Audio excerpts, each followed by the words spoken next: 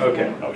I'd like to welcome everybody tonight, I guess. This is just an overview of the health and safety plan going into next year.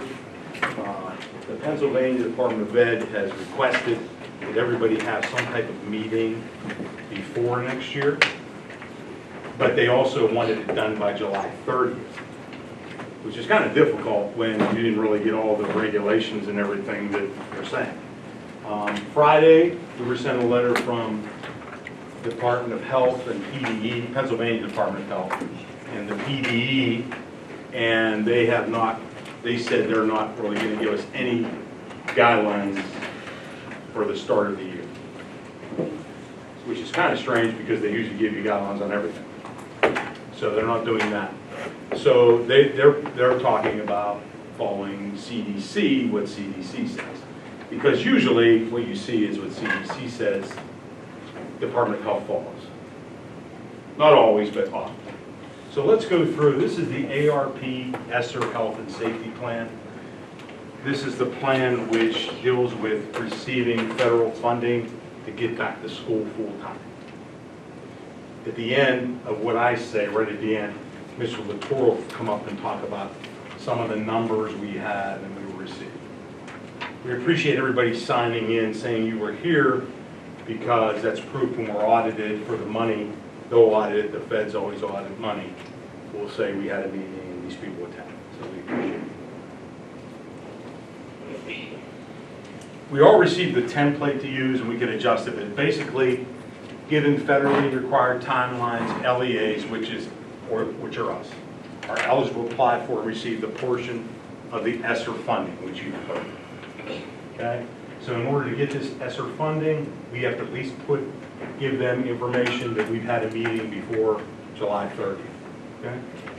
Some school districts don't have meetings in July, so they kind of have to prove that they're going to have the meeting August 5th or whatever. Can everybody see it? You can see something. Okay.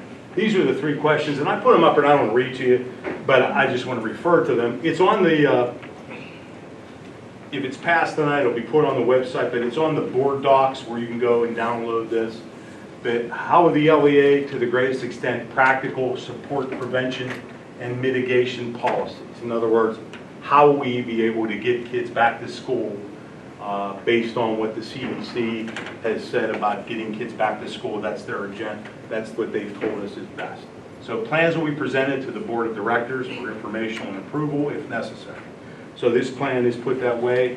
If we get new information that is quite different, then we would bring it to the board to discuss and we'll vote on. Wilmington Area School District will monitor the latest recommendations from the Pennsylvania Department of Ed, PA Department of Health, and the CDC. Okay, the second, 3 is the one that's the most interesting, but the second one, how will the LA ensure continuity of services included but not limited to student academic needs, students and staff, social, emotional, mental health, and other needs? We were doing this all last year. We'll continue to do that. Instructional models will be tailored to the needs of students. This year going into August, we have 2 options. We have the in-person option and we have the virtual or the Wilmington Academy option. One of the other things we're working with certain families that they may come Wilmington Academy part of the day, or I'm sorry, come to school part of the day and then be Wilmington Academy the rest of the day because we want to get kids in and they can come. Okay? Social, emotional, mental health needs will be provided by the school. We have a agreement with a certain organization that comes in. Hopefully they can come in more this year to help students in extra need that maybe we can't address. And we'll also provide the food services and protocols implemented during the beginning of the pandemic will continue. Mr. Latour, right now, is the lunch going to be free again? Yeah, for the 21-22 school year, the lunch will be the same as it was last year. Everybody will be deemed free and reduced, so there won't be any money for lunches. Now, a la carte, if you just want to buy milk, just like last year, those things are still charged. But what we're reminding people is to still send in your applications, still submit your direct certifications, just to keep your status current in the system, because like last year, we don't know if they're going to come out and say, okay, in addition to the schools providing meals, anybody that is free and reduced status may get a, they call them that PEBT cards. So that's why it's important to have your correct status with us. Don't just say, hey, I don't have to worry about meals this year, I'm not going to fill out my form to C. Still send it in. Additional money for Yeah. weekends or some other issue. Yeah, parents got additional funds, I think it was like $138 a month per child that was eligible because of their certification in our system. So it's still important that you make sure you file those, even though you're getting the free meals, still do what you normally do. By October 1st, have your applications in, direct certifications we get automatically, but still do the same thing, just because there may be other things that we don't know about coming down the pipeline that you'll be eligible for, and it's important that you have that certification still in our system. So boom. That's good. Maddie, Yes. how are we going to implement tailoring the needs What of that the means is students? tailoring means if we have a student that is going to be here sometimes. But how are we going to implement that? Well, Are we they use going to all go kinds of- through- Are they going to go through guidance? Are the parents? Well, what we do is we principals, we've already got the ball rolling. So we talk to people, because some people are hesitant to come back. So they might try one class, and then they go to 3 classes. Have a planned approach, that's what it means by take. Or maybe I take English and math here, and I take social and science online, because it works best for the situation. The student may have some anxiety to be here all day, that type of thing. So parents just contact the? Yeah, we've been principal? contacting and talking to people, especially people that have been out. Most people are coming full-time all the time, but we do that to people. So this is the question where they put all this A through I. They put this in here. So how will the LEA, Wilmington, maintain the health and safety of students, educators, and other staff in the extent to which it's adopted policies, et cetera, or whatever CDC has said. Safety recommendations. So speaking to most superintendents around here that I've spoken with, we're all pretty much in agreement that we're looking at mandates because recommendations are too hard to follow. So we're going for the word mandate. So the first one was universal and correct wearing of masks. WSD will follow any DOH, CDC, or PA state mandates concerning mask wearing. Right now, there's no mandate to wear a mask in the school, but mask use will be optional unless mandated. So a student can wear a mask if they want to. The student doesn't have to wear a mask. We're doing that right now in the elementary, and it's working pretty good right now. Now, one thing everybody should be aware of, and we're all debating this, because summer programs have been kind of a little different. But starting the year, the only mandate that the CDC has set would be to wear a mask on a bus, because they're counting a school bus as a public transportation vehicle. So if you take a public bus down Pittsburgh or Newcastle, you have to wear a mask on that bus. Most of us didn't know about this, to be honest with you. So this is something that CDC says, but this could all change by the time next week. That's the only thing that CDC and PD has made us all aware of this as of just recently.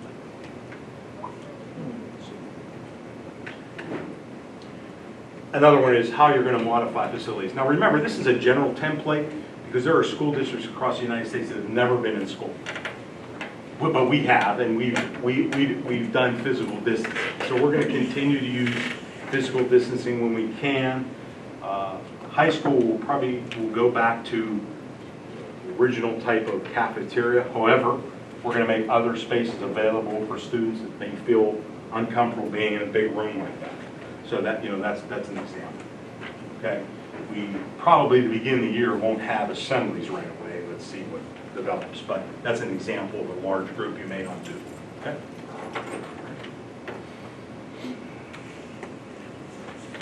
Hand washing and respiratory etiquette. I read this and I'm thinking, didn't we all learn that in kindergarten or first grade anyway? And that's what we're going to continue to make sure we wash our hands. We all hopefully do. And there's still some hand sanitizer available for students if they don't do that. Cleaning and maintaining healthy facilities, including improving ventilation. You have your regular cleaning and disinfecting. We were one of the ones lucky to get a machine beforehand that goes in and sprays, and after about 7 minutes it cleans the surface area. That was a good thing. I think a big area is changing filters, keeping those types of things clean, and providing ventilation. As you can ask all the teachers, Mrs. Andrews would tell you, I'm a big person on ventilation. I think that's huge in this circumstance to keep everybody healthy.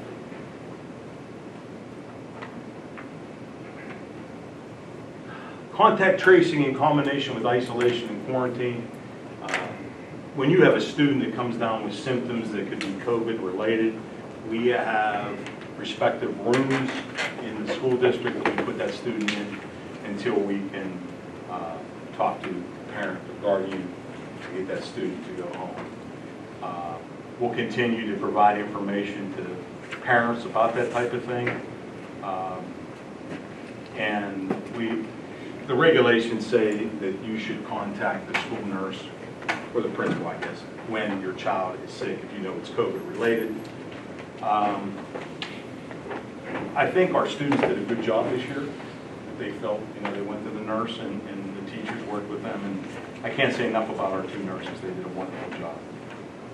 And the way we dismiss students, one of the things we have here is we have Smart Pass, which is we use it at the high school especially, but it's an electronic mechanism to know how many people are out in the hallway at one time, so you don't send 37 people in the bathroom at once, which is kind of probably a good thing regardless of pandemic, because all of you, when you got in trouble in school, I'm sure, was in the bathroom area.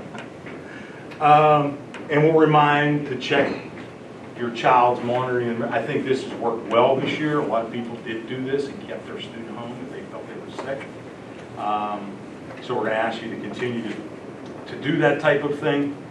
And we monitor classrooms and cafeteria. The one way you would do that is if you had people that were in a classroom and there were, say, 2 students that it was shown that they did have the COVID, the nurse would know that and maybe just, monitor that attendance for that class and see, hey, is everybody missing that class? She would want to know. That's what that means. Diagnostic and screening testing, we got a note the other day that Pennsylvania is going to provide schools with the option of making it convenient to test a student for COVID here if they wanted to. So if the nurse calls you and said, hey, Johnny's exhibiting, coughing and sneezing and something, would you like me to test him instead of you taking him down to wherever? And we could do that. I don't know I know rapid test is one, but that would probably make some parents feel good to know that it was negative on the way to picking them up, I'm sure. So that'll be something that'll be a choice. Yes? Who's paying for it? Pennsylvania. So they're going to equip schools Yes. with the testing? Yeah, they haven't decided how they're doing it yet or how we ask for it. Of course not. Yeah, but they said that it's going to happen. I'm hoping it's going to happen because that isn't we asked for this. It would have made a big difference last year Yes, in April if we could have tested people. You wouldn't, you could really help everybody. Vaccinations, what we'll do is provide information for anybody that wants to get a vaccination. For example, if they say, hey, my child, I want to get them, he's 13, I want to get him vaccinated, the nurse will say, you can go to these locations and get them vaccinated. So parents ask for it. And they may change if they come out with the 12 and under and say, these particular areas are really good for that. Appropriate accommodations for students with disabilities with respect to health and safety policies. There are certain students that maybe have an immuno problem that we would accommodate them or modify things for them to help them, and we would do that. And a lot of times that's done anyway, but it would be with a more focus on COVID for that particular student. And obviously you coordinate with state and local health officials. I can tell all of you, but by the end of the year, it's a lot easier to deal with the Department of Health because they provided We didn't have to go through a different channel. They provided an epidemiologist and staff that was really well versed on when people got sick, and they would tell you, hey, you did the right thing. You don't have to close. You have 2 people, but you did it this way. And that was really helpful. That really helped us. And most of the time we did it right, but it's always good to talk to people that are talking to people all over the state.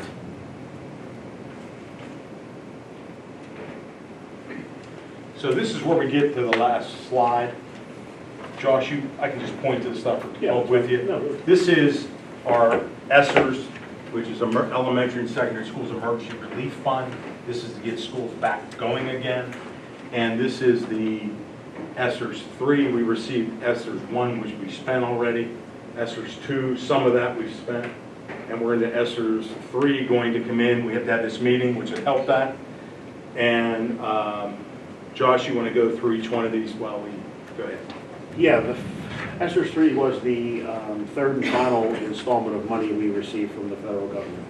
The total allocation this time was the largest. It was $3.95 million. That is good through September of 2024. We have to expend the money by, or encumber the money by September 2024. This grant was different in that there was a minimum set aside of 20%, but that amount of money needs to be directly related to learning loss. So at this time, we're in the process of trying to judge what that learning loss is with some test scores from last year just coming in. Dr. Matt and the other administrators are looking at what learning loss. August 1st, we should know where we are at with that 20%, where that money needs to be focused at. One of the areas that we're doing that is, this is Tellis, who many of you know, who has been a middle school counselor. She's moving to a remediation counselor. So she's going to help kids 5 to 9, or also 5 to 12. Because you know Kim, if you know her, she'll help everybody. But what she's going to do is make sure people are on. It's not so much learning loss in some respects as learning habits. So her job is going to keep kids on task. And I think that's huge to have. And I think it'd be a good thing to have anytime, but it's a good thing. And then we'll look at other areas, whether we originally had a title position looked at the ad, but they cut title funding a little bit, so we have to look at that again once we see the loss. Josh, what's this down at the bottom here? This is a big ticket item. Yes, that is between the 2 Esser pots, Esser 2 and Esser 3.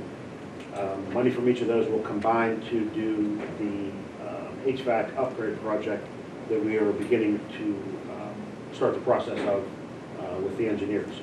They were here last week to do a walkthrough with the HVAC engineers, looking at everything. That HVAC upgrade will be paid for out of 2 and 3, almost kind of split evenly between both, to cover the estimated amount that the engineers said this project would cost, which is around $3 million. This project includes a complete renovation of the elementary school. It'll make the entire building air conditioned.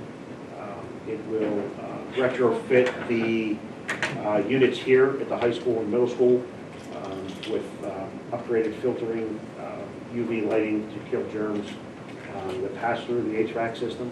That also includes the high school gym, middle school gym, and the auditorium as being air conditioned. So pretty much everything will be air. I think the elementary maybe 20% is air conditioned now. Up here in high school, middle school, they're good, except for the auditorium, high school and middle school gyms. The upgrade, I mean, the system now isn't as efficient as this. The system up here is efficient. Up I mean, here, up here, it's mainly retrofitting what we have to include this new technology Gauges. to help clear the air in the building, which will, help us outside of COVID. That helps you in flu season. They've shown studies where student absenteeism, improved with some of these systems put in place. So that's what we're looking at with the bulk of this money from Esser 2 and 3. Esser 2 and 3, they were the only ones that allowed for building upgrades, either HVAC, what were some of the other terms? Not renovating, but reconfiguring. Money for buildings didn't come until this Esser 2 and 3. And I see a lot of schools just bulk of spending schools money to make their budget. We're fortunate we don't have to do that, so we're looking at the long term, and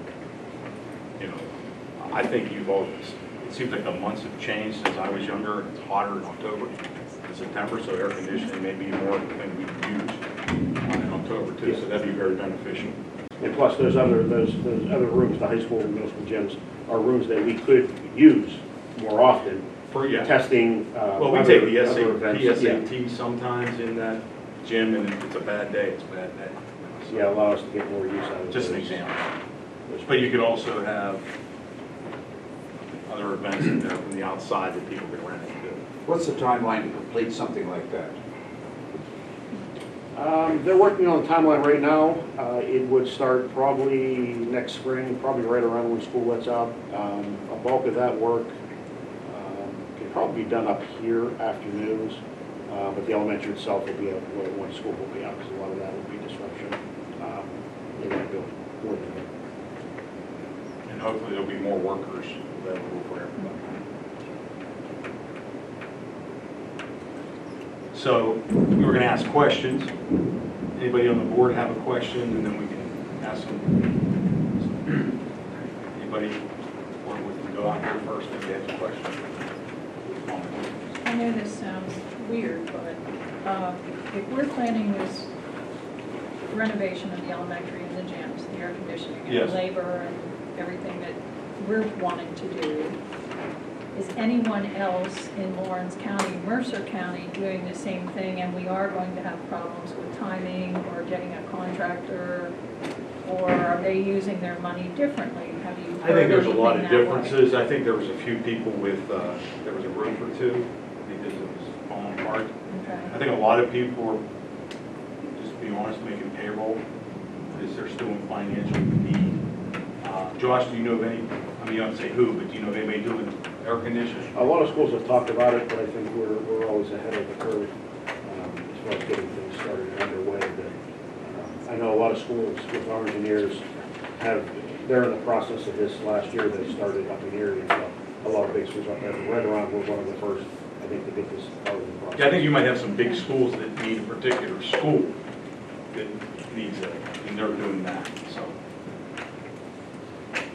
Go back. Well, Is that anybody works in out our here? favor.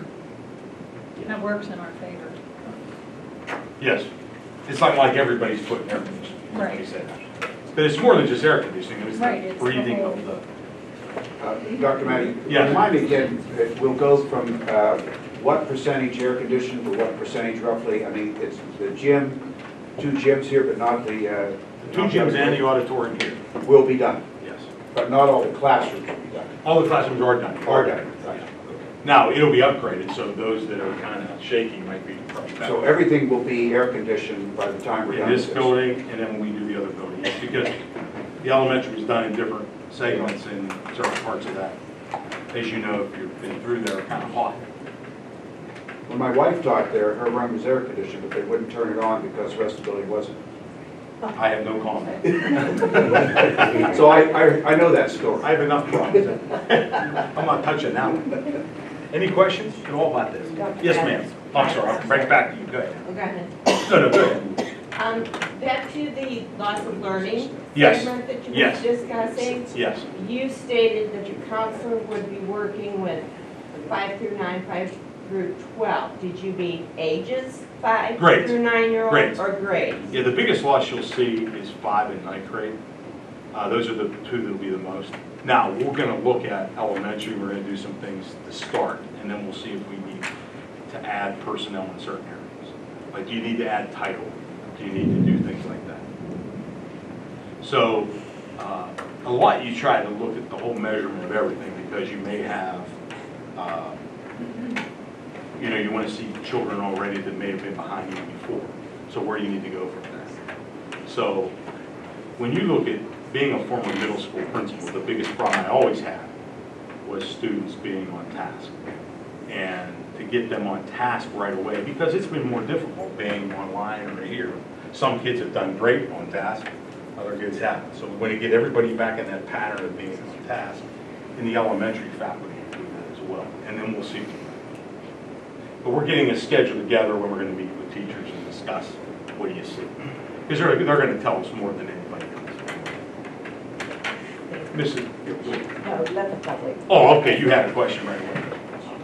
Anybody?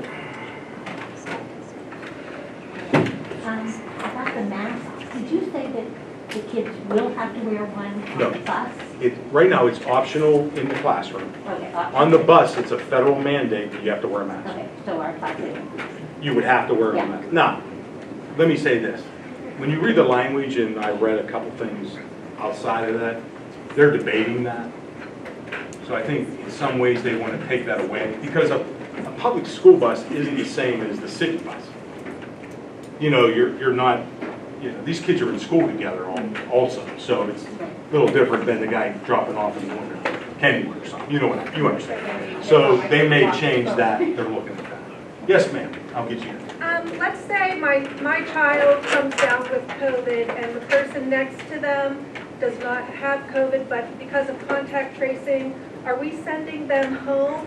And then what kind of instruction are we planning on? Are the teachers still doing live? Are Gotcha. we, you know, what's going to happen? So, it's hard to say from a nurse perspective if somebody has COVID right there at the moment. But if they get tested or they go home with symptoms and you quarantine people around them, okay? Especially if you're in elementary, because no one has a vaccine, right? So, and we haven't gotten regulations on that either about any changes in that. That hasn't come out new. Last year we did online because we had the option with both. Right. Now, if we find that we have excessive situations where kids are, I mean, we get a lot of people, this is happening, then we're planning for that if we had to use it. One of the things we did find, though, that was a problem, and there were some people who didn't come to school who were not sick, and they just wanted to watch. And the reason is, and we have to examine this because it's very difficult on the teacher. When you have, 10 people here, and 5 people online, and crazy superintendent visiting, there's too much going on. So we're going to try to limit that. Now, for example, if you had a classroom of 2nd grade, and we had to quarantine the 2nd grade, then we would make the class available to the 2nd grade with the 2nd grade teacher teaching. If you had half of those kids, you would probably do the same thing. Right, so what kind of instruction will happen for my son, say he's in an AP class?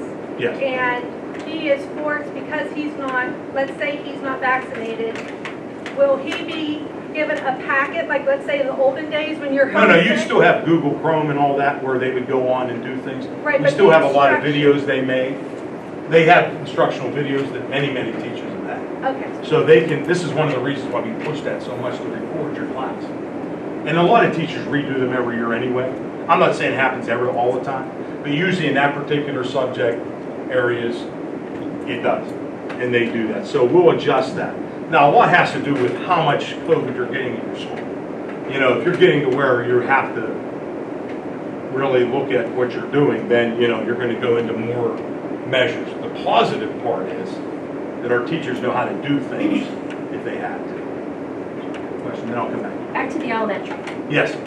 So what is being done with that 20%? Like, what are Well, that's you why doing we're for holding kids? on. Well, what are you doing for kids that are behind? Like, what Well, is that's- in place? Yeah, we already have title. We already have. Mhm. So what we'll do is, title will look where everybody is in their reading ability, for example. Once we see where we're at in their reading ability, and then we'll talk to title and teachers, what do we do? Then if we need to bring extra people in, then we can address that. So the key is, I don't want to just jump in and say, because people say there's a loss. I know there's going to be some loss, but where's that loss? Is it all in 4th grade? Is it across the whole gamut? So I'm an elementary teacher, and I can tell you there's lots of learning across the Yeah. board, K Sure. through 12, everywhere. Yes. Yeah, but we're going to see where it is before you vote. So is it a math code? So it's responsible to do, is it math or English? Instead of just saying, well, let's just do this. Let's see what the teachers tell me. And that's what I'm going to do. Because we test everyone every year through title, because we're a title-wide school.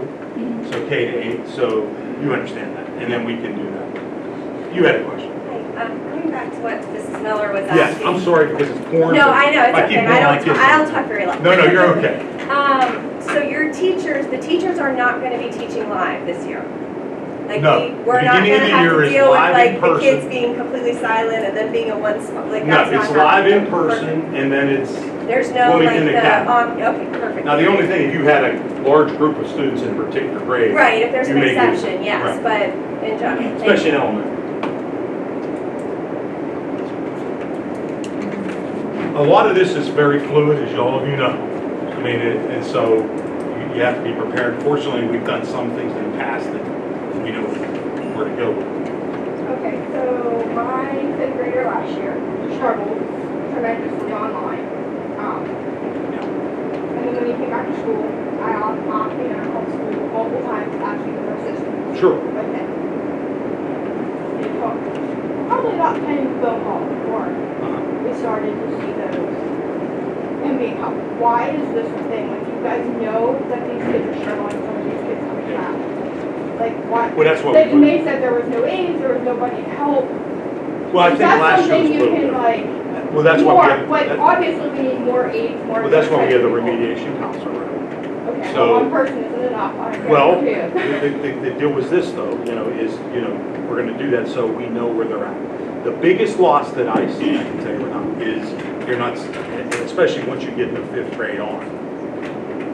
Of course, people are gonna have learning needs, but it's also, are they getting done? Because what we saw is Ms. Tellis last year, when people started to come back, she met with students a lot. When she met with these students, she caught them up and improved their grades. Oh, yeah, she was definitely. Right, so that's where we're And I targeting. took a personal phone call to her. Yeah, but It she, wasn't the principal, it wasn't the teachers, it wasn't anybody else in the school district. well, the Everyone else teachers gave me the need, runaround. the teacher, but I work with her and, and she is someone who is going to do that. Kim will be honest with me and say, Dr. Manning, there's so many, I need more help. Then you look at that.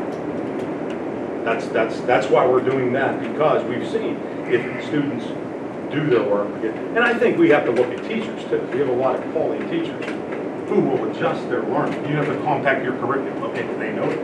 Well, we know that, we don't need to teach them. Right? So we're going to see that. I think you have to give them an opportunity to see where people are. And that's huge. I get that, I totally do. Yeah, you Obviously, I'm telling you, my son, my Well, we'll work on is that. definitely, Yeah. is not Yeah. where he needs to be. Well, and that's why we're going to do that and Right. see how he starts out, and we'll go. I mean, I don't feel like it should be a 10 phone call I don't either. thing to get that Yeah. done. So I like, agree with we're you. not doing that yet. Well, we need teachers to tell us when they're having problems, because I'm sure some subject students do better than others. Well, I can tell you with my science Yeah. history teacher, fifth grade last year, so, and that was him the year before, so obviously, Well, I don't want to talk about personal, well. but I just can't do saying. that in a public meeting. But, I mean, obviously if there's needs, we need to address it. Somebody have a question? Over here, anybody? I have a question. Yeah, I thought you did. What is the deadline? Because the option this year, just to reiterate, the option is you're going to come to school in person like you did pre-COVID, as normal, come to school. Or you can go, I Yeah. called Ali Cavarino, go call her, or they can do their own options of homeschool. But Yeah. those two options are your only options. And what is the deadline for people to make that? If I want to contact Ali Cavarino, what is my deadline? Once we pass the plan, we'll send that out. Because in there, it says, we're going to use these two methods. So then we'll send it out telling the parents that you can tell us by a certain date. However, we're very flexible. Life changes. Somebody might have a situation where they need their child at home, or who knows. Or they want to switch the other way. And, that's why we're setting up busing for everybody, for example, because you want to have everybody, because it changes. What everybody doesn't realize is there are students that were here, and then they were out, and then they were here, and then they were out, by their choice. So it'll be, I would hope 10 days before school, but we'll give you a date. But if people need extra help, But there is a deadline, and once they Yeah. start school, well, they need to they start need to that way, maintain yes. that choice for that. Yeah, at least period. for a while. Now, the only thing different this year is, it's not a big adjustment to go to Wilmington Academy. I mean, Mrs. Cavarino would tell them how many days. But we're not separating blue and gold like you need more space. That hasn't been mandated. So it's an easier adjustment. But we'll send something out saying, we would like to know by this date if you're going to do it. Now, if there are special circumstances with certain students with disabilities and or things like that, we will accommodate them. Maybe they come part of the day, you know, and that's done in regular times also. Yes, ma'am. Yes, ma'am. Just to piggyback off of Vanessa, when you say there's two options, tonight I think I've heard you say there's actually a third option, which is you could come in person for part of the day. No, that option is only for students with special needs. Oh, just special Yeah. needs. Okay, thank you. So it's in person, or it's, now, there are students who haven't been in school, they may have anxiety, you know, you work with them. But this would happen in a regular situation too. Come in for a period, come in for 3 periods. Okay. The two options are in person and Wilmington domestic. Dr. Minnie, Yes. if someone wanted to hold their child back that grade, what's the deadline? on It's it? over, it was Oh, July it's over. 15th. Yes. Okay. That was the state's option. Thank you. And that doesn't work for athletics. Yes, ma'am. Just from a teacher's perspective, Dr. Maddie. Yes, that- ma'am. That deadline, if you could make it a little bit more than 10 days before school starts. Couple weeks, 3 weeks, yeah. It would really help us as teachers, because it's easy for Ally to pop them into Sure. Wilmington Academy, but for us teachers, a lot of logistics when we have students coming and No, it makes going total sense. at the last minute. We assume everybody's coming in person. Well, so do Yeah, we, yeah. and then when the first day of school shows up and we don't, I don't disagree. just if Now you that can we're doing this consider now, it that, makes it please. easier to do it earlier. Yes, ma'am. Is Wilmington Academy the Seneca Valley curriculum? Yes. And we're gonna make some adjustments to that to have, I wanna have teachers talk to students more. Like they could set up a conversation with that student, but we gotta work on that in services.